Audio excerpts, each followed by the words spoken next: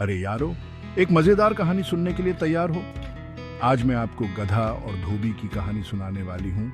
एक ऐसी कहानी जो बड़े ही मजेदार अंदाज में जिंदगी का एक जरूरी सबक सिखाती है। तो चलिए शुरू करते हैं। एक बार की बात है, एक छोटे से गांव में एक गरीब धोबी रहता था। उसके पास एक गधा था जो बेचारा बहुत कमजोर था क्योंकि उसे ठीक से खाने को नहीं मिलता था। एक दिन धोबी के दिमाग में एक शरारती आइडिया आया जब उसे एक बाघ की खाल मिली। उसने सोचा, क्यों ना मैं इस बाघ की खाल को अपने गड्ढे पर डाल दूं, फिर मैं उसे पड़ोसी के खेत में छोड़ दूंगा।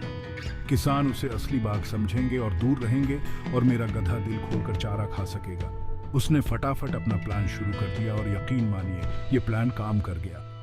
अब जरा सोचिए, रात का वक्त है, गधा खेत में मजे से चारा खा रहा है। अचानक उसे दूर से किसी दूसरे गधे के रेंकने की आवाज सुनाई देती है। वो इतना खुश होता है कि खुद को रोक नहीं पाता और जोर से रेंकने लगता है। लेकिन ओह, ये तो बड़ी गलती हो गई। किसानों को तुरंत समझ आ गया कि ये बाघ असल में एक गधा ही है। उन्होंने उसे पकड़ लिया और बस इतना ही कहना काफी है कि वो लोग इस मजाक से बिल्कुल खुश नहीं थे। तो इस कहानी से हम क्या सीखते हैं?